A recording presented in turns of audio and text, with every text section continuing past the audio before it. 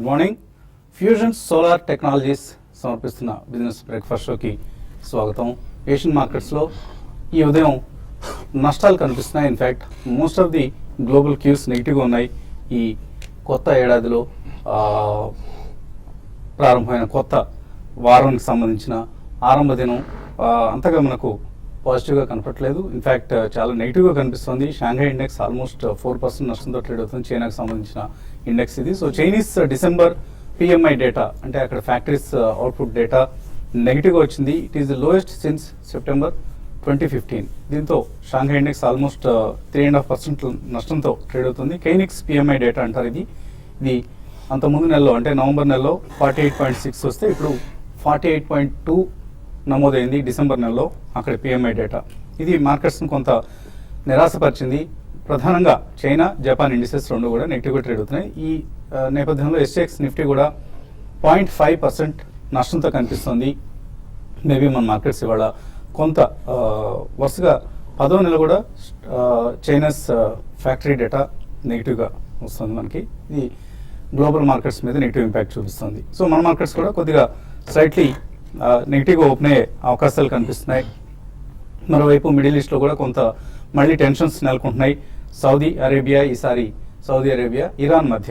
So ఒక సౌదీలో ఒక ఇరాన్ సంబంధించిన క్లరిక్ అంటారంటే మత గురువు షియైట్ క్లరిక్ని అక్కడ చంపేశారు, ఊతీశారు అన్న వార్తలతో సౌదీ అరేబియన్స్ అందరూ కూడా ఇప్పుడు ఇరాన్ పట్ల ఆగ్రహంగా ఉన్నారు. అక్కడ మళ్ళీ టెన్షన్స్ బిగిన్ అవుతున్నాయి. ఇవన్నీ కూడా మళ్ళీ ఆయిల్ మార్కెట్ మీద కొంత ప్రభావం చూపించే అంశాలు. సో గ్లోబల్ క్యూస్ నూతన సంవత్సరంలో నెగిటివ్గా ప్రారంభమయ్యాయి. ఇవి మరింత మొదలకుండా ఉండాలని ఆశిద్దాం. ఎందుకంటే అందరూ కొద్దిగా ఇప్పుడిప్పుడు ఈక్విటీ మార్కెట్స్ పట్ల, రిస్క్ ఆన్ ట్రేడ్ పట్ల ఆసక్తి చూపిస్తున్న సమయం గ్లోబల్గా. బట్ దీనికి ఎటువంటి విఘాతం కలగకూడదంటే గ్లోబల్ టెన్షన్స్ ఏవి ఉండకూడదు. సో మన మార్కెట్ సంబంధించి లాస్ట్ వీక్ మనం నిఫ్టీ 1.2% లాభంతో ప్రారంభం కావడం చూసాం.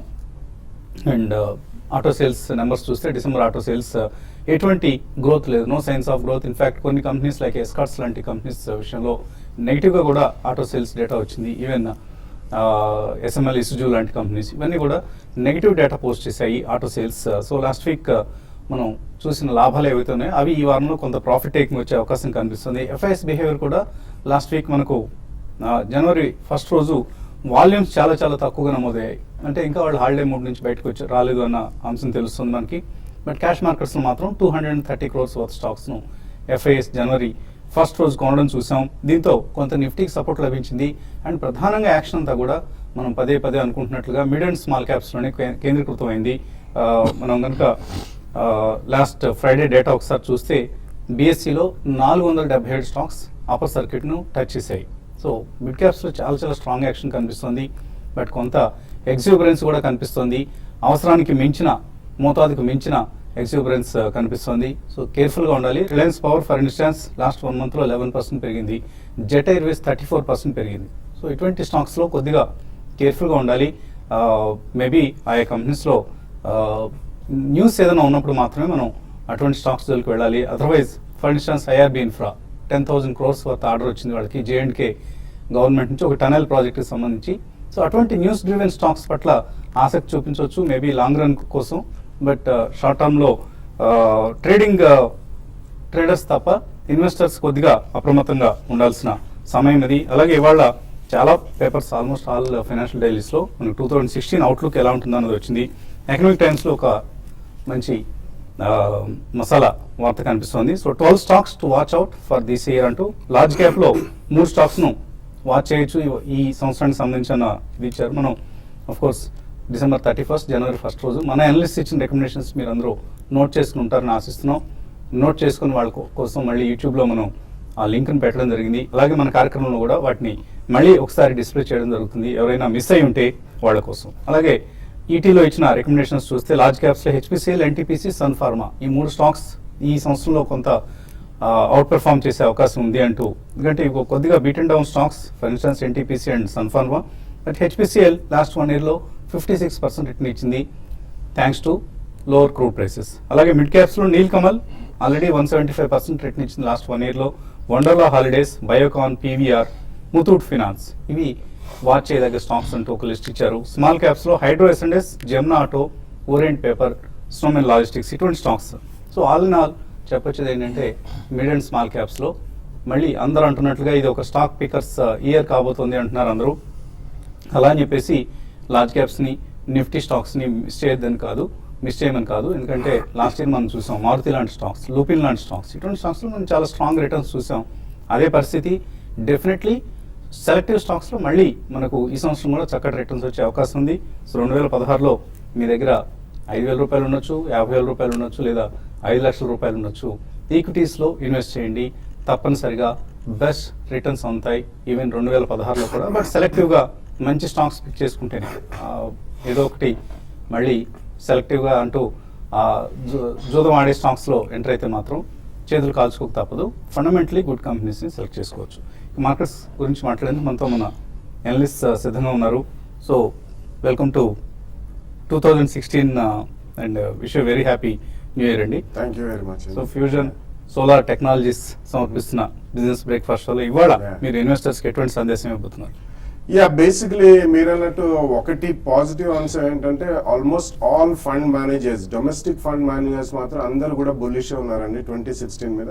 అది ఒక psychologically it's a good sentiment అని చెప్పాలి. అండ్ లాస్ట్ ఇయర్ మనకి completely it was a washout year అనే చెప్పొచ్చు. ఇన్ టర్మ్స్ ఆఫ్ ఇండెక్స్ కూడా మనం వీ హ్యావ్ లాస్ట్.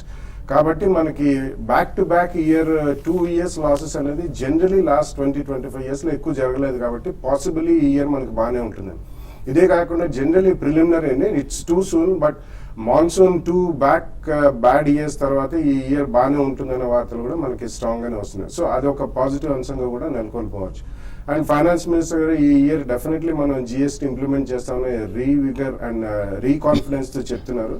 సో ఇవన్నీ కొంచెం పాజిటివ్ అంశాలు బిల్డప్ అవుతున్నాయి. కాబట్టి డెఫినెట్లీ కరెక్షన్స్ అనేవి ఉంటాయి. అండ్ మధ్య మధ్యలో అంత వన్ వే లీనియర్గా పెరిగే మార్కెట్ కాకపోయినా we have to be positive in 2016 అనే చెప్పొచ్చండి. కానీ డెఫినెట్లీ మీరు ఇప్పుడు అన్నట్టు could be a stock pickers market, but even front lines కూడా కొన్ని అంశాలు మనం జాగ్రత్తగా పరిగణనలో తీసుకుంటే కొన్ని సెక్టర్స్ బాగా రాణించే అవకాశం ఎక్కువ కనిపిస్తుంది. ఎందుకంటే ఈ ఇయర్లో కూడా మనకి ఇంట్రెస్ట్ రేట్స్ అనేవి తగ్గుముఖమే పడతాయి.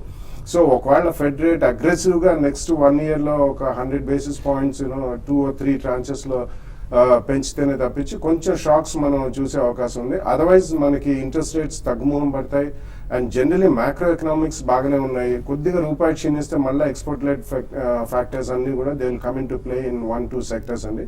సో ఓవరాల్ 2016 బాగానే ఉంటుంది. కాబట్టి ఈ ఇయర్లో వచ్చే అవకాశాలను మాత్రం తప్పకుండా వదులుకోకుండా మంచి ఇన్వెస్ట్మెంట్స్ చేస్తే చాలా లాభసాటిగా ఉంటాయండి. కాబట్టి కొద్దిగా అలొకేషన్ ఓవరాల్ సేవింగ్స్లో స్టాక్ మార్కెట్ కొద్దిగా ఎక్కువగానే చేయొచ్చండి. అండ్ ఎస్ఐపి చేసేవాళ్ళు ఇంకా వెయిట్ చేయకుండా డెఫినెట్లీ జనవరి నుంచి స్టార్ట్ చేసి మ్యూచువల్ ఫండ్స్లో మంచి 5-star రేటెడ్ మ్యూచువల్ ఫండ్స్లో చేయడం మొదలు పెడితే చాలా లాభసాటిగా ఉంది వచ్చే 2-3 yearsలో అని కూడా చెప్పొచ్చండి. ప్రత్యేకించి పిల్లల కోసం, కుటుంబ అవసరాల కోసం న్యూ ఇయర్ రెజల్యూషన్స్ చాలామంది తీసుకుంటుంటారు కదా. సో ఈ న్యూ ఇయర్ రెజల్యూషన్లో మీ సేవింగ్స్కి సంబంధించిన ఒక మంచి రెజల్యూషన్ తీసుకోండి. పిల్లల కోసం ఎస్ఐపి చేయటం స్టార్ట్ చేయండి మంచి స్కీమ్స్లో. సో టెక్నికల్గా జనవరి సిరీస్కి సంబంధించి ఎటువంటి అంచనాలు ఉన్నాయంటే ఫస్ట్ రోజు బాగానే గడిచింది జనవరి 1వ తారీఖున. మళ్ళీ వాళ్ళ కొంత నెగిటివ్ ఓపెనింగ్ కోసం మార్కెట్ సిద్ధమవుతున్నాయి. సో ట్రేడర్స్ ఎట్లా ఉపయోగించుకోవాలి వోల్టైలిటీని? బేసికలీ మార్కెట్ చూస్తే కనుక లాస్ట్ 7 weeks గా మనం చూస్తున్నాం 75-30 నుంచి ఆల్మోస్ట్ 79-70 దాకా పెరగటం చూసాం. సో 7 weeks హై అయితే ఉందో 79-79, సో దాని అబోవ్ క్లోజ్ అవుతేనే ప్రాబ్లీ నెక్స్ట్ అప్ మూవ్ ఉండే ఛాన్స్ ఉంది. సో డెఫినెట్లీ మనం ఇక్కడ ఒక సప్లై జోన్ లో ఉన్నట్టు మార్కెట్ కనిపిస్తుంది. బట్ ఏదైనప్పటికీ మార్కెట్ ఒక సైడ్ వేస్ కన్సాలిడేషన్ అవుతుంది కాబట్టి ప్రాబ్లీ బై ఆన్ డిప్స్ గా చెప్పుకోవచ్చు షార్ట్ టర్మ్ కోసం ఆర్ ట్రేడింగ్ కోసం. సో మేబీ 7963 మనం ఫ్రైడే క్లోజింగ్ చేసాం. 78-80 దగ్గర ఒక గట్టి సపోర్ట్ ఉంది. సో మార్కెట్ ఏమాత్రం 60-70 పాయింట్స్ పడితే కనుక ఫస్ట్ ప్రైస్ పాయింట్ గా మనం లాంగ్ పొజిషన్స్ తీసుకోవచ్చు. అదేవిధంగా 20-day మూవింగ్ యావరేజ్ ఏదైతుందో 7793, సో అదొక సెకండ్ ప్రైస్ పాయింట్ గా ఒక గట్టి సపోర్ట్ ఉండే ఛాన్స్ ఉంది. సో డెఫినెట్లీ అక్కడ ఒక సెకండ్ ప్రైస్ పాయింట్ గా మనం లాంగ్ పొజిషన్ తీసుకోవచ్చు. అండ్ ప్రాబ్లీ మనం 7750 కింద స్టాప్ లాస్ పెట్టుకుని రన్ చేయగలిగితే ఐ థింక్ మనకి 7 weeks హై ఏదైతే ఇప్పుడే అనుకున్నాం 7980 దాని అబోవ్ క్లోజ్ అవుతే కనుక ప్రాబ్లీ 200-day మూవింగ్ యావరేజ్ అవుతుందో 8191 దాకా వెళ్ళే ఛాన్స్ ఉంది. So all in all probably ఒక రేంజ్ లో మనం ట్రేడ్ అయ్యే ఛాన్స్ ఉంది. 8750 అండ్ ప్రాబ్లీ 7750 అండ్ 8050 రేంజ్ లో ట్రేడ్ అయ్యి ఉంది. So definitely by on dips గానే మనం ఇప్పుడు చెప్పుకోవచ్చు. అదేవిధంగా బ్యాంక్ నిఫ్టీ చూస్తే కనుక 17,050 అరౌండ్ క్లోజ్ అవుట్ అని చూసాం. సో అనదర్ 300 పాయింట్స్ కింద వస్తే కనుక ఒక గట్టి సపోర్ట్ ఉంది అక్కడ. So probably even bank Nifty కూడా బై ఆన్ డిప్స్గా చెప్పుకోవచ్చు. దీని 20-day మూవింగ్ యావరేజ్ 16,757, అక్కడ ఫస్ట్ ప్రైస్ పాయింట్గా మనం లాంగ్ పొజిషన్ తీసుకోవచ్చు. అదేవిధంగా 16,530 వస్తే కనుక సెకండ్ ప్రైస్ పాయింట్గా తీసుకోవచ్చు. ఏమాత్రం మార్కెట్ కొద్దిగా బుల్లిష్ అయ్యి ప్రాబ్లీ నెక్స్ట్ ఫ్యూ డేస్లో ఈ సిరీస్ కోసం అంటున్నారు కాబట్టి 17,164 అబోవ్ క్లోజ్ అవుతాయి కనుక ఇది 20-day మూవింగ్ యావరేజ్ అవుతుందో 17,808 దాకా వెళ్ళే ఛాన్స్ ఉంది. సో డెఫినెట్లీ బై ఆన్ డిప్స్గా ఈ స్టేజ్లో చెప్పుకోవచ్చు విత్ స్ట్రిక్ట్ స్టాప్ లాసెస్. అదేవిధంగా కొన్ని ఇండివిజువల్ స్టాక్స్ ఏవైతే ఉన్నాయో ప్రాబ్లీ ఈ సిరీస్కి మనం చూడొచ్చు. ఎగ్జాంపుల్ ఆఫ్ బయోకాన్, ప్రాబ్లీ అది మంచి బ్రేక్అవుట్ రావడం చూసాం. ఇన్ఫాక్ట్ ఫార్మా స్పేస్లో కొద్ది సైడ్ వేస్ ఉన్నప్పటికీ ఈ స్టాక్లో మంచి బ్రేక్అవుట్ రావడం చూసాం. సో ఒకసారి ఇది 521 క్రాస్ అయిందంటే ప్రాబ్లీ ప్రీవియస్ స్వింగ్ హై ఏదైతే ఉందో 550, 570 దాకా వెళ్ళే ఛాన్స్ ఉంది. సో బై ఆన్ డిప్స్గా చెప్పుకోవచ్చు. కరెంట్లీ అరౌండ్ 520 ఉంది. అండ్ 2 ప్రైస్ పాయింట్స్గా మనం తీసుకుని 506 వరకు సెకండ్ ప్రైస్ పాయింట్లో ఎంటర్ అవ్వచ్చు. మేబీ 560, 570 ద నెక్స్ట్ 3 months వెళ్ళే ఛాన్స్ ఉంది. బట్ 485 కింద స్టాప్ లాస్ పెట్టుకోవాలి. అదేవిధంగా ఇండియా సిమెంట్ చూస్తే కనుక మంచి బుల్లిష్ ప్యాటర్న్ రావడం చూసాం. After a lot of consolidation probably ఇది మంచి బ్రేక్అవుట్ రావడం చూసాం. 99 నుంచి 92 దాకా అక్యూమిలేట్ చేయమని చెప్తాను. 87 స్టాప్ లాస్ పెట్టుకుని 112 to 118 దాకా టార్గెట్స్ పెట్టుకోవచ్చు. అలాగే కరెన్సీ మార్కెట్లో రకరకాల మార్పులు చోటు చేసుకుంటున్నాయి. చైనాస్ యువాన్ను మళ్ళీ డివాల్యూ చేయడం జరిగింది. ఏప్రిల్ 2011 తర్వాత లోయెస్ట్ లెవెల్ దగ్గర ఫిక్స్ చేశారు 6.50. సో ఒక 6.50 యువాన్స్కి $1 వస్తుంది ఇప్పుడు అనమాట. సో అటువంటి మార్పులన్నీ కూడా ఇంటర్నేషనల్ మార్కెట్స్ మీద, ప్రత్యేకించి చైనీస్ మార్కెట్ చాలా చాలా వీక్గా ఉంది. ఇవాళ 3.5% నష్టంతో ట్రేడ్ అవుతుంది. Maybe not just because of PMI data, but ఈ currency fluctuations, currency movements, devaluation వల్ల కూడా చైనీస్ మార్కెట్లో నష్టాలు మనకు కనిపిస్తున్నాయి. అండ్ జపనీస్ మార్కెట్ కూడా. కాలర్స్ లైన్ ఉన్నారు. రాజమండ్రి నుంచి ఫస్ట్ కాలర్ రాజమహేంద్రవరం నుంచి Ravikumar. Hello sir, good morning to all. Sir morning అండి, అడగండి. Thanks for TV5. ఆల్రెడీ నేను మీ నోట్స్ 10 స్లిప్స్ దాకా తీసుకున్నాను. అన్ని ప్రాఫిట్ లోనే ఉన్నాను. Very good. Thank you sir, thank you అండి. అన్నిట్లోనూ 10,000 to 15,000 వరకు ఇన్వెస్ట్ చేశాను లాంగ్ టర్మ్ కోసం. గుడ్, కంటిన్యూ చేయండి ఇన్వెస్ట్మెంట్స్. నాకు ఒక చిన్న డౌట్. ఈ నెక్టార్ లైఫ్ లైన్స్ నా దగ్గర ఒక 600 షేర్స్ ఉన్నాయండి, 56 రూపీస్. అది ఏం చేయమంటారు? ఉంచారా, తీసేనా? నో ప్రాబ్లం, నేను 2 years వెయిట్ చేయగలను. 2 years హోల్డ్ చేస్తే నెక్టర్ లైఫ్ సైన్సెస్లో మంచి లాభాలు ఉంటాయి. ఆయన ₹56 కొన్నారు. యా, బేసికలీ ఈ మధ్య కాలంలో చూసుకుంటే all second and third rank pharma companies లో చాలా యాక్టివిటీ చూస్తున్నాం మనం. ఇట్లాగే నెక్టర్ లైఫ్ సైన్సెస్ కూడా లాస్ట్ 1 year లో బాగానే పెరిగిన స్టాక్. ఆల్మోస్ట్ అబౌట్ 30 to 50% మధ్యలో పెరిగిన స్టాక్. కొద్దిగా ఉంచండి, డెఫినెట్లీ అడిషనల్ గా మాత్రం కొనద్దు. ఆల్రెడీ ఉన్నాయంటున్నారు కాబట్టి 2 years వెయిట్ చేస్తా అంటున్నారు కాబట్టి వాళ్ళు బేసికలీ సెఫలోస్పోరిన్స్ లోనే కొద్దిగా highly competitive and intensely competitive items in pharmaceuticals. So మీరు ఒక స్టాప్ లాస్ అనేది పెట్టుకుని just maybe another 3 to 6 months, 1 or 2 quarters లో ఇక్కడ నుంచి ఒక 10 to 15% గెయిన్స్ వచ్చినప్పుడు కొద్దిగా ప్రాఫిట్స్ బుక్ చేయండి. అడిషనల్ గా ఉన్నది ఉన్న మాత్రం ఉంచండి. తర్వాత కాలర్ హైదరాబాద్ నుంచి Kishore. Hello hello Kishore, good అడగండి. Morning sir. మార్నింగ్, అడగండి. సార్, నేను లాస్ట్ ఇయర్ ఆంధ్ర బ్యాంక్ 102 తీసుకున్నాను సార్. అవి ఒక 50,000 రూపాయలవి. అవి ఇప్పుడు ప్రైవేట్ 66 దగ్గర ఉంది. అలాగే లాస్ట్ NMDC 95 లో తీసుకున్నాను సార్. అది ఇప్పుడు అరౌండ్ అట్లా ట్రేడ్ అవుతుంది. మరి ఇవి మూవ్ అవుతాయా? అయితే ఎంతవరకు అవుతాయి చెప్పండి sir. Okay, Andhra bank, NMDC. Andhra bank చూస్తే కనుక ప్రాబ్లీ ఒక డౌన్ ట్రెండ్ లో ఉన్న స్టాక్ అండి. లాస్ట్ 1 year గా మనం ఈ స్టాక్ చూస్తే కనుక ఆల్మోస్ట్ 109 నుంచి 65-70 దాకా పడి ఇప్పుడే ఒక కన్సాలిడేషన్ జోన్ లో రావడం చూసాం. సో ప్రాబ్లీ ఈ స్టేజ్ లో మీరు వెయిట్ చేయొచ్చు. బట్ స్ట్రిక్ట్లీ ఈ స్టాక్ ని కూడా మీరు క్లోజింగ్ బేసిస్ లో 58 కింద స్టాప్ లాస్ పెట్టి హోల్డ్ చేయండి. అదేవిధంగా ఇది 200-day మూవింగ్ యావరేజ్ అయితే ఉందో 71-73 మధ్యకు వస్తే కనుక మీరు ఎగ్జిట్ అయ్యి ప్రాబ్లీ పర్ఫార్మింగ్ స్టాక్స్ లో మీరు ఇన్వెస్ట్ చేస్తే రిటర్న్ ఆన్ క్యాపిటల్ ఎక్కువ వచ్చే ఛాన్స్ ఉంది. మేబీ మీరు అదే బ్యాంకింగ్ స్పేస్ లో ఉండాలనుకుంటే I think housing finance stock లో మీరు ఇన్వెస్ట్ చేయొచ్చు. మేబీ క్యాన్ఫిన్ హోమ్స్ కానీ లేదంటే LIC హౌసింగ్ కానీ మీరు కన్వర్ట్ అవుతే రిటర్న్ ఆన్ క్యాపిటల్ మంచిగా వచ్చే ఛాన్స్ ఉంది. అదేవిధంగా NMDC చూస్తే కనుక ప్రాబ్లీ ఈ స్టాక్ మనకి all metal space totally down trend లో ఉంటుంది చూస్తున్నాం. సో డెఫినెట్లీ ఈ సెక్టర్ని అవాయిడ్ చేయాలి. ఏమాత్రం పుల్ బ్యాక్ వచ్చి 97 and 98 వస్తే కనుక ఇక్కడ మీరు 50% ఎగ్జిట్ అయ్యి మొన్నటి లో ఏదైతే ఉందో 86 కింద స్టాప్ లాస్ పెట్టుకోవాలి.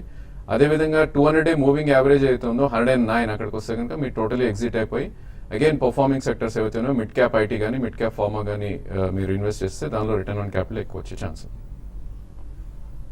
ఓకే అండి, మరిన్ని కాల్స్ అలాగే మెయిల్స్ కూడా తీసుకునే ముందు ఫ్యూజన్ సోలార్ టెక్నాలజీ సమర్పిస్తున్న బిజినెస్ బ్రేక్ఫాస్ట్ షోలో కాసేపు ప్రకటన.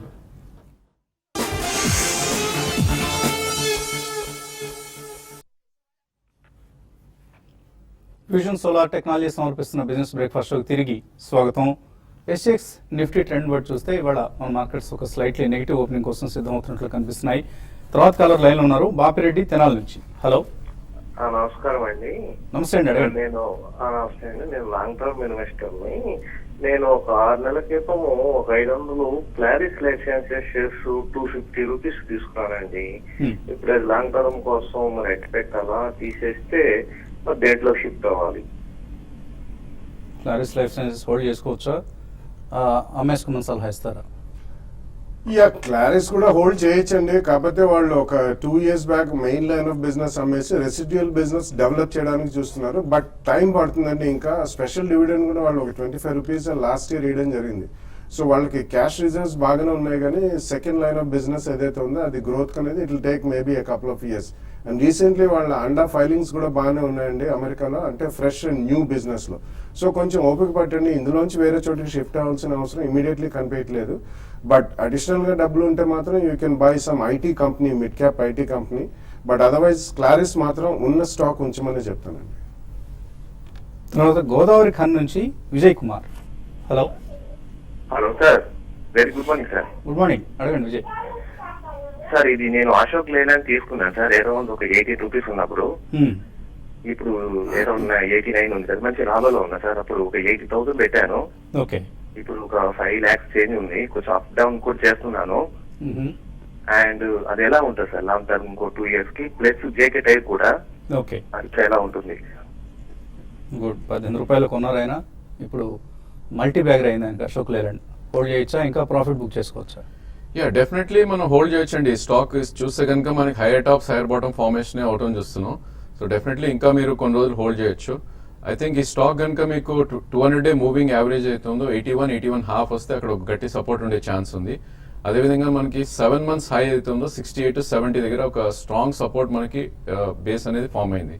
సో డెఫినెట్లీ ఈ స్టాక్ మీరు 2 years వ్యూ అంటున్నారు కాబట్టి ఏమాత్రం ఇది previous swing high 100 rupees 99.5 previous swing high 100 rupees above close అవుతే కనుక 130-140 దాకా వెళ్ళే ఛాన్స్ ఉంది. So definitely it's a hold అని చెప్తాను. బట్ ఐ థింక్ మీరు ట్రేడింగ్ ఆపర్చునిటీ కూడా దీనిలో యూజ్ చేసుకోవాలి. మేబీ 105-107 వస్తే అక్కడ ఒకసారి అమ్మి you should try to buy lower. అది కూడా 50% క్వాంటిటీని. జేకే టైర్ చూస్తే కనుక ప్రాబ్లీ ఈ స్టాక్ మనకి లాస్ట్ 1 year గా చూస్తే కనుక 163 నుంచి ఆల్మోస్ట్ 78-80 దగ్గర ఒక బేస్ ఫామ్ అయ్యి ప్రాబ్లీ ఒక కన్సాలిడేషన్ జోన్లో ఉంది.